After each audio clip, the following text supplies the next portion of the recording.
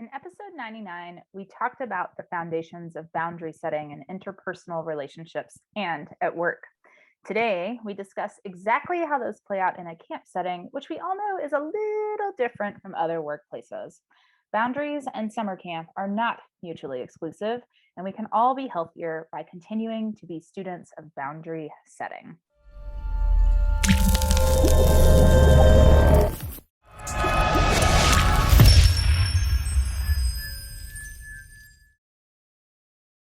Do you ever feel like you're spending so much time at the office that you have no time left for camp? With Ultra Camp, you can track attendance, manage staff applications, and streamline registration so you'll be back outside in no time. Find out more at ultracampmanagement.com/campcode. Welcome to Camp Code, a podcast brought to you by Go Camp Pro. We have created and are dedicated to this podcast because we believe that staff training is one of, if not the most important part of your job as a camp director. Staff training is what prepares your staff to care for their campers, to feel confident in their skills, to do their jobs to the best of their ability, and to learn along the way. A well thought out and intentional staff training will help you in more ways than you can imagine. And we need to help each other bring our very best. Welcome to Camp Code, our 101st episode. We're going to start this new century of episodes off by introducing ourselves. Ruby. Hey folks, I'm Ruby Compton. I'm the Chief Exploration Officer of Ruby Outdoors. My company supports and trains camp staff and other outdoor professionals all over the world. Thanks, Ruby. And Gab. My name is Gabrielle Real, and I'm one of the camp directors of Camp Woro. My pronouns are she and her. And Camp Woro is an all-girls camp that focuses on creating a positive environment for gender minorities. Thanks, Gab. And I'm Beth Allison. I am co-owner of Camp Hacker and Go Camp Pro. My pronouns are she and her, and I am a camp consultant and trainer coming to you today from Woodstock, Ontario, Canada, where it's very, very cold. And my passion is building solid and supportive community. In the first episode that we did 2 episodes back on boundaries, we talked about what personal boundaries are and how to be comfortable setting our own. Today, we're excited to talk about practical tips to help our staff feel confident in setting their own boundaries and respecting those boundaries of camp and their fellow colleagues. So Ruby, let's dive into this with you. What would your first pieces of advice be? I'm going to encourage you to think about this idea, which is kind of aside from boundaries, it's all connected. Trust me, we'll get there. But the statement of, if I say yes to this, what am I saying no to? And I think it's really easy to set up that language when you're talking about, if I say yes to working at camp this summer, what am I saying no to? And can we incorporate that practice at camp as well once our staff are there? So if I am saying yes to co-chairing the social events for staff committee, what does that mean I am saying no to? Hopefully that is not less sleep.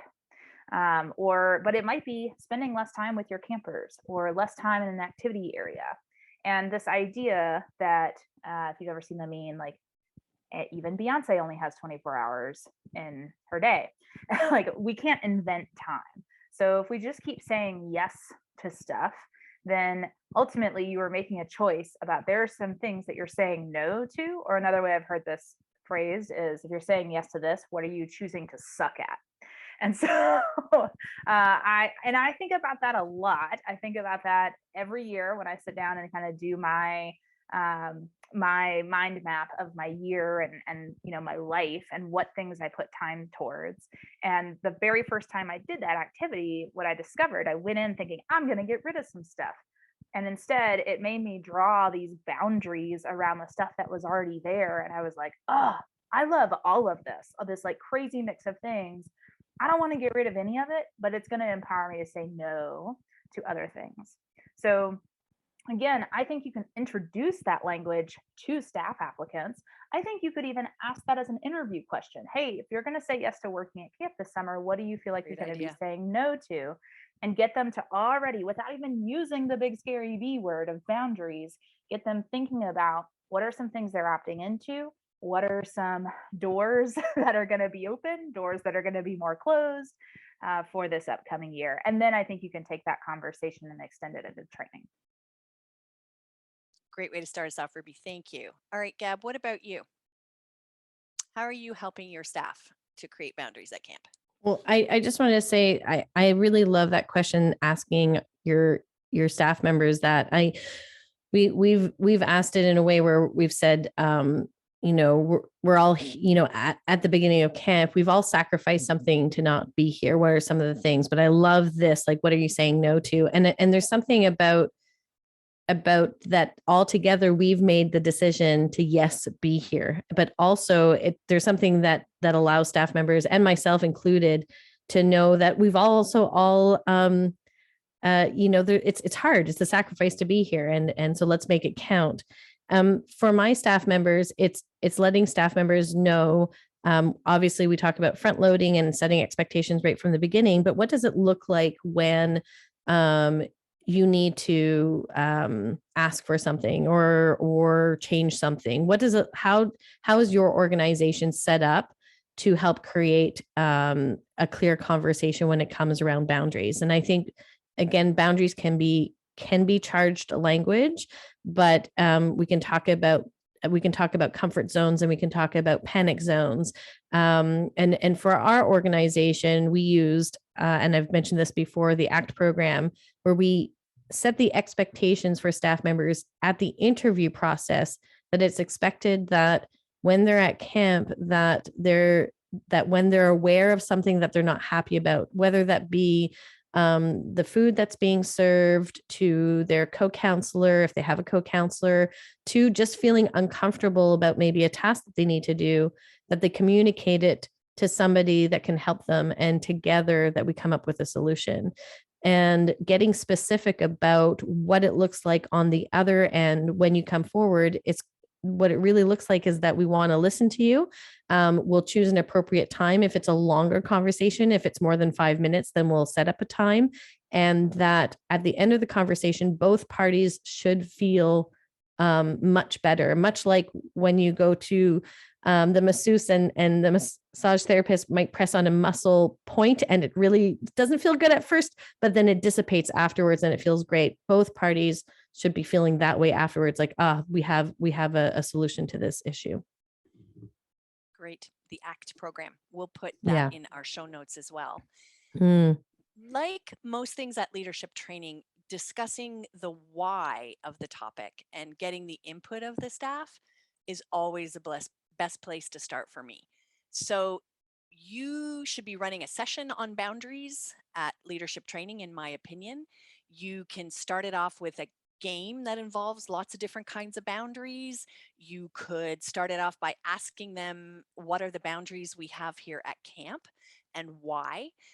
They're likely going to give you some of the physical boundaries that you have, for example, when you play a camp-wide game, and that they keep people safe or from getting lost. But sort of get their mind into that concept and make it a fun way to kind of start that off. And then I would get into discussion mode. Start with your whole group and ask them things like, what are the benefits of having boundaries? And you should hear things like they help with knowing your own limitations, or asking for help when you need it, or feeling more relaxed, or which is a really important one at camp, reducing your stress and mental load and avoiding burnout. But having boundaries also helps teach kids to set boundaries. So, I mean, this is a great and exciting thing to talk about boundaries at staff training. So get excited about it and share your enthusiasm that this is a really good thing. Then I would be putting on some great music and letting them walk around the room and record answers to, what do healthy boundaries look like, on many sheets of paper that you have already hung on the walls, and you've given them all these great colored markers and everything, and then have them debrief that with the larger whole.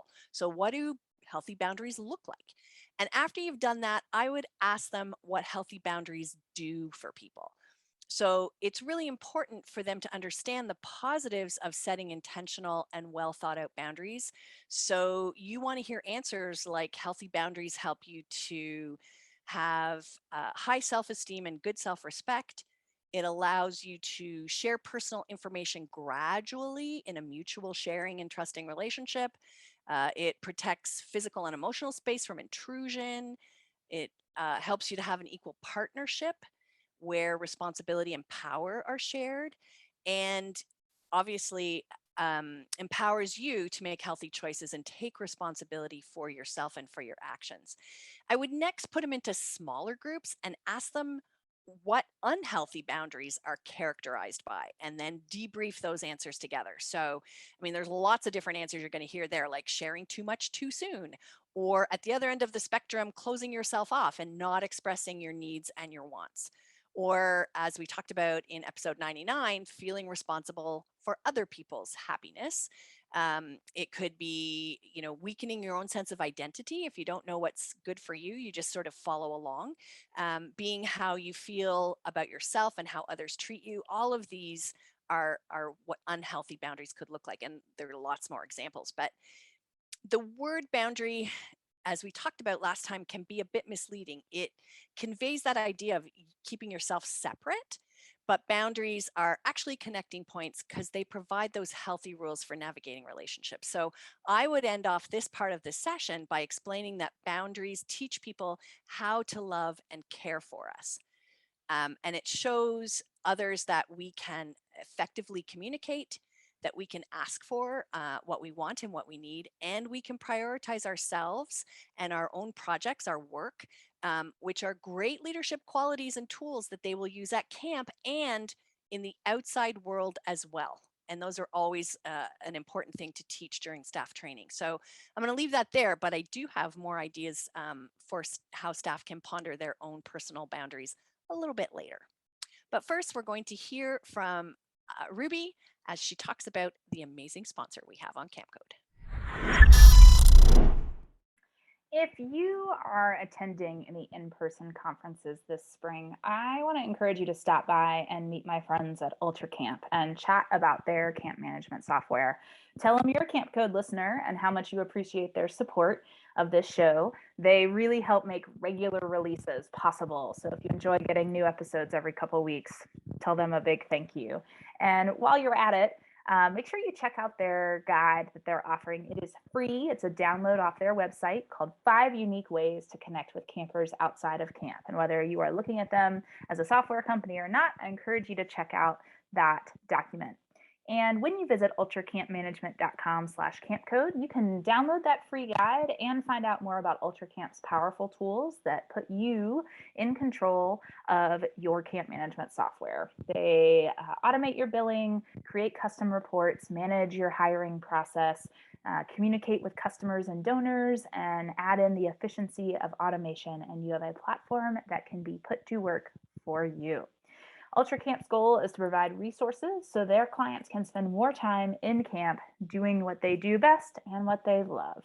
If all this doesn't sound like your registration software, don't you think it should?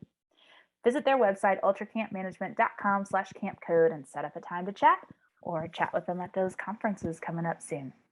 They look forward to meeting you. All right, Ruby, what other pieces of advice have you got for directors or program directors who are planning for leadership training? How do we teach staff to have healthy boundaries? I have 3 things. I'm outlining them for you. And before I even do that, I have a 4th thing that I want to throw out. One of the things you said, Beth, was of those questions you were asking about what do healthy boundaries help? That sparked for me. I wonder if the question, what do healthy boundaries hurt? Or I don't know, I could see something really interesting, there being some interesting discussion about people thinking about, like, often when boundaries hurt, it's because of a boundary being set. And then, like, the fear that might come up from setting boundaries. I don't know, I just think there could be some really interesting conversation in that. So you might want to consider including that in a training session if you were thinking about doing something like Beth was talking about. Another thing when talking about boundaries is to think about, this can be applied to anything, but a boundary or a relationship, and so that can be a relationship with anything, with a job, with a place, with another person. If you think about a relationship being not these two things intertwined together, but them being the space between these two things. On the last episode, I talked about describing boundaries using container language. And I think if we think about, instead of a relationship, let's say, for instance, like a romantic relationship is where I first saw this model put forth, as if we think about like there's person A and person B and their relationship is the two of them together. Well, no, actually, if we think about person A is over here and person B is over here, and it's all the space that's in between the two of them, they are both whole folks without the relationship, and that together they interact in this space, and that can be a physical space or an emotional space. And so we need to talk about what that space is and what that container is. And so I think that's a nice framework for getting people to think about transitioning from, again, boundaries being abstract to boundaries being more concrete, not in their firmness, but in our ability to grasp them and understand them. Another piece of language or a tool to help you in understanding and grasping and training on boundaries is language of consent. And inevitably, I know some camp directors sitting there going, if I train my staff on boundaries, like, are they going to be like, I have a boundary about working on days and then why? Yeah. I feel you, right? I'm nervous about it too. But I want you to think about, like I said at the beginning, you say yes to working at camp, there are some things you say no to. If you say yes to working at camp, there are some things you consent to. And there are also some things you are agreeing to cooperate with. And so that's the language that I'll typically use when a moment comes up and somebody says like, oh, I have a boundary around that. I'm like, cool, let's dive into that a little bit more. And is your boundary a question of consent? Like, am I trying to do something to you that is making you uncomfortable or making you feel like you're losing a sense of agency? Or is it something you don't want to cooperate with? The whole group help cleans the cabin. So I'm sorry, you can't set a boundary around I'm not going to clean the cabin because you're a part of this group. However, if I said you have to clean this cabin with your toothbrush, like obviously that is not okay, and you have every right to set that boundary. So think about language of consent, and the difference between consent and cooperation when we're thinking about living and working in community. And the last thing that I want you to think about it, and Beth actually sparked this idea for me to share this idea from her our last episode. She talked about a pastor, somebody who is a leader of a religious organization, and that I once heard a pastor at a church that I was attending talking about how there was a mentorship program for young ministers. And a lot of what they talked about was drawing those boundaries. It's a care-based, service-based, servant leadership kind of based job. And it is really easy to find yourself defining yourself by that job, and those boundaries get really loose and really permeable, I think is the way I would actually describe it. So what if at camp you had some sort of system set up for some boundary badassery coaching? You don't have to call it that, obviously, but the idea but you should. but giving folks an opportunity to have folks checking in on one another's boundaries and providing some encouragement there, because it is a skill to be practiced. And even though I've been studying boundaries a lot more closely for a few years now, there are still times that I'm like, oh, this is gonna suck, or I don't feel good about setting this boundary, or and so having someone else validate, even just embracing the suck and that it's going to be hard, that can make it easier to step forward in setting that boundary. So I know Beth has talked about wellies in the past, and having, buddies and whatnot who are checking in on each other. And I wonder about adding some sort of boundary check-in to the list. Love that idea. That's great. All right, Gabs, what about you? What a good actionable with the check-ins and the coaching and everything. So I think it's important to acknowledge, one, that we're three women who are talking about boundaries. And so I think for the perspective that I feel that when I'm speaking with other women is how much I have a hard time asserting my boundaries.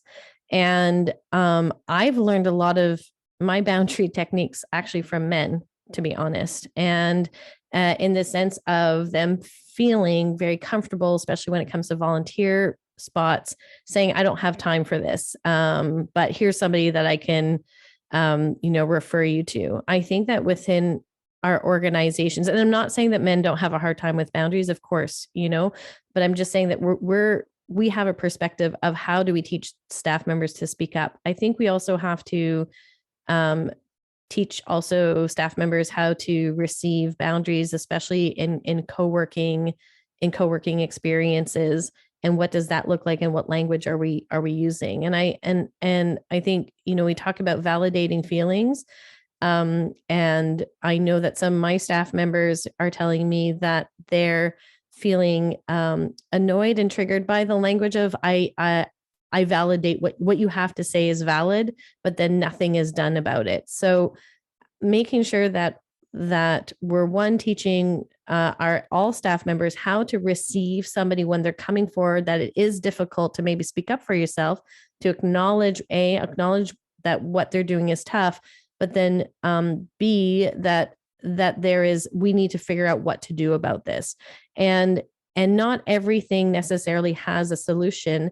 We probably, a lot of us that are certainly a lot of us that are on this podcast have experienced this, but perhaps a lot of you that are listening have experienced certain staff members that have asked multiple times, and they take up all of your energy, and nothing is good enough, or everything can be shifted. And at one point, your organization is set up a certain way, and perhaps we do need to make changes, but we can't make all of the changes immediately, as we're running, a large camp wide game, or all of the kids are getting on the bus and we're, driving up to camp.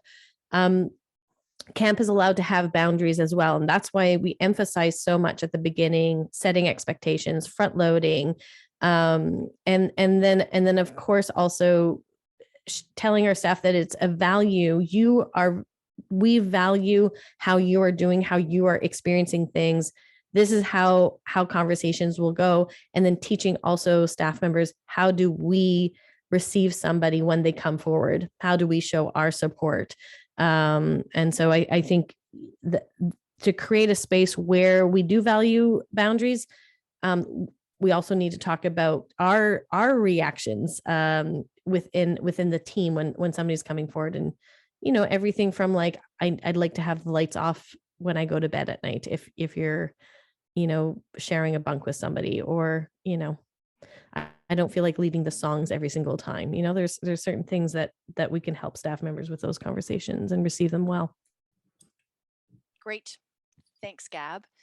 I think for me, I'm going to go back to part 2 of this session that I've been dreaming about on boundary setting. It would involve having staff time to examine their own boundaries and ones they may need to tweak or add, since now they have this new larger community. So obviously there are going to be some different boundaries if you're a day camp versus an overnight camp, just because overnight camp is there all around the clock. But you can use the frameworks that we talked about in episode 99 on boundaries, or you can create ones that work for your camp.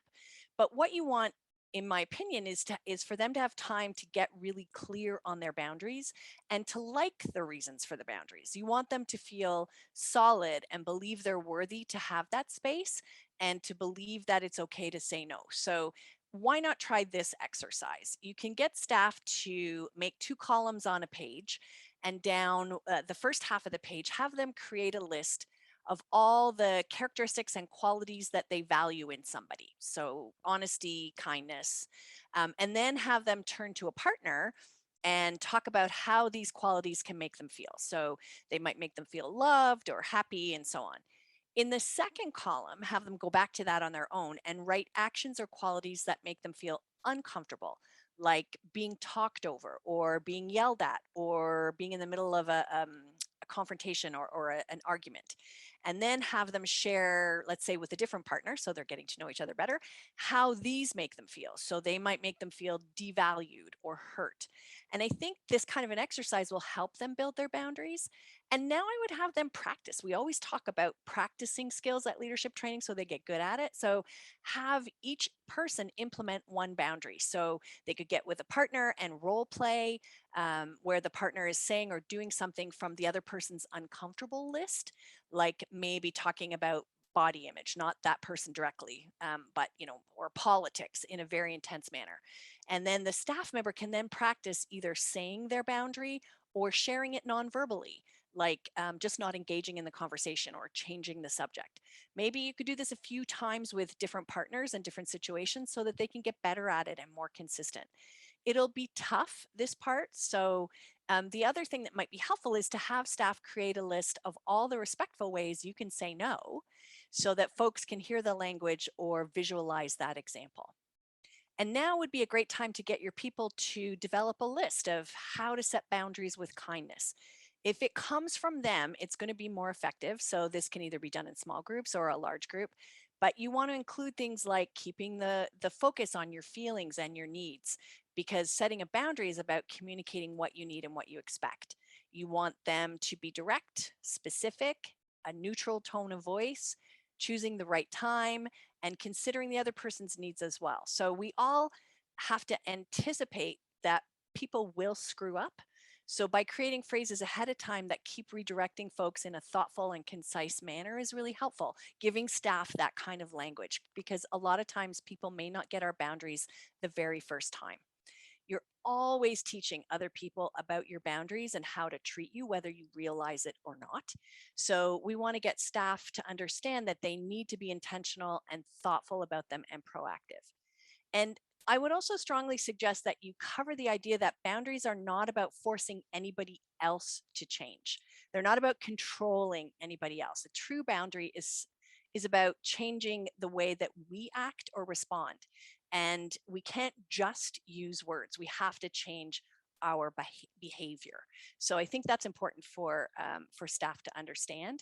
And the other thing the last thing that I would also add to my training sessions is to remember that boundaries are shaped by a lot of different things, by our heritage or our culture or the region that we live in or come from, and whether we're introverted or extroverted or somewhere in between, or our life experiences or our family dynamics.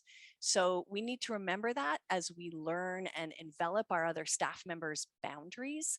And if you feel like staff might be comfortable with it, I would end that session with a sharing circle and have each staff member share one boundary they're comfortable sharing that will help them get the most from the summer and be their best selves. So somebody might say, I need to put a boundary around people borrowing my things without asking me. If you ask me first, that's terrific, but I just not taking things without asking. So if everybody gets a chance to do that, and if you have a really large staff, maybe do it in smaller groups, but at least they're sort of practicing saying out loud, I have boundaries. And then we're going to celebrate those boundaries and to make them a positive thing. Gabrielle, do you have anything else to add? I was just jotting down some great notes here. I am good. This is wonderful. Perfect. All righty. Well, let us head straight to our recap. All right, so it is recap time, and as usual, we've talked about a lot of stuff, particularly boundaries. And I would like to start with Beth. Beth was asking. Let's start with our staff by asking them, why are boundaries important? Get them to connect with that information and also hear what is their knowledge when it comes to, or assumptions when it comes to boundaries, and to also tap into that precursor of boundaries.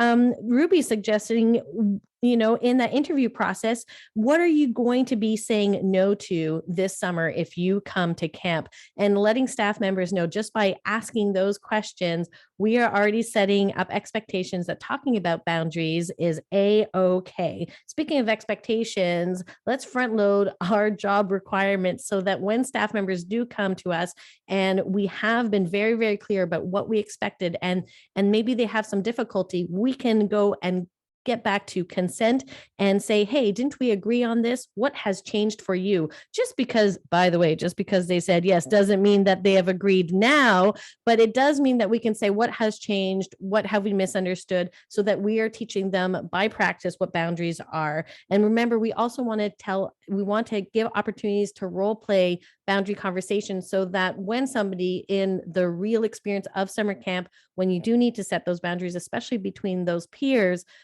give those opportunities for staff members to also be kind in receiving, validating our staff members.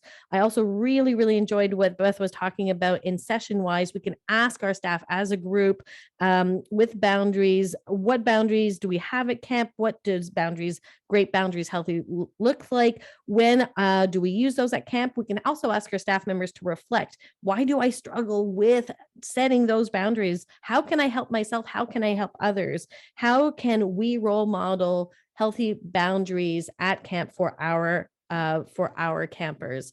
This is our recap for today. Thanks, Gab. That was great. All right. How can you folks get involved? We are now into 100 plus episodes. So you can tell us your thoughts on this or any episode by using the hashtag camp code. You can let us know any topics you'd like us to discuss or guests you recommend that we chat with, and any great leadership training tips you have to share. We would love to hear from you.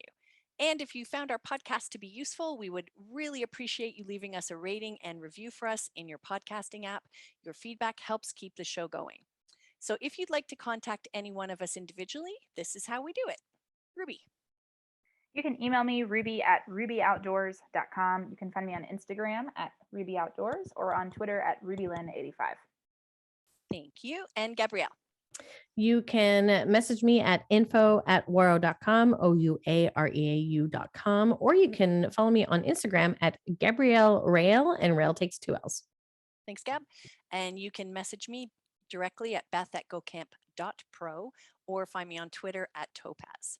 And for our next episode, we're going to be talking about 9 things you need to cover at leadership training that may surprise you. Now, our final segment on each podcast is, of course, a best practice for leadership training, and we would love to hear some of your memorable moments or your most effective tips. And again, you can tell us what they are using that hashtag camp code.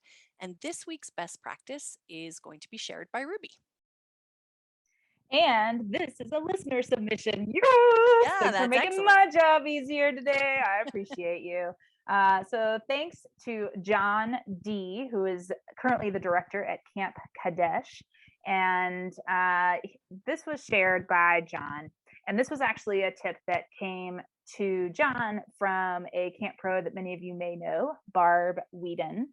And what Barb said is that in any conflict, there are 3 types of people. There are blue people, red people, and gray people. And she said that red people in conflict are angry and aggressive. They often retaliate and they don't think before they speak. Gray people in conflict ignore it and pretend it's not there. And blue people in conflict are perfect and wonderful and kind.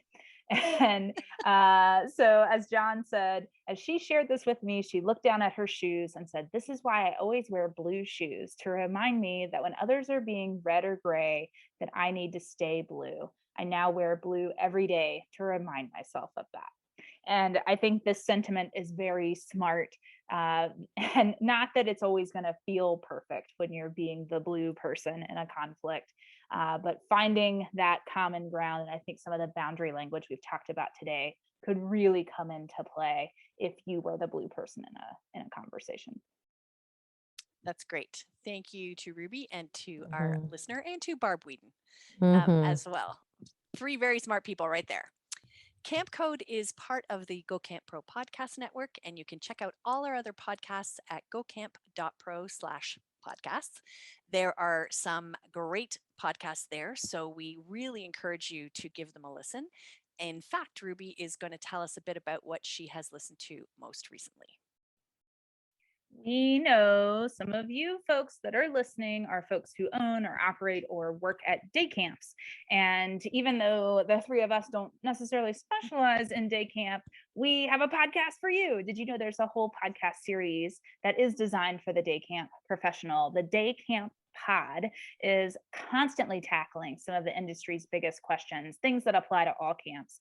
But things like cannabis at camp, they talked about in episode 63, or staffing for 2022 on episode 60. So you can join hosts Sam, Andy, and Tiff, and they also get awesome guests on as well. So many industry experts who you can find on that podcast. Check it out, the Day Camp Pod. Thanks, Ruby. And thank you to all of you from all of us here at Camp Code. Thanks for the listening, friends.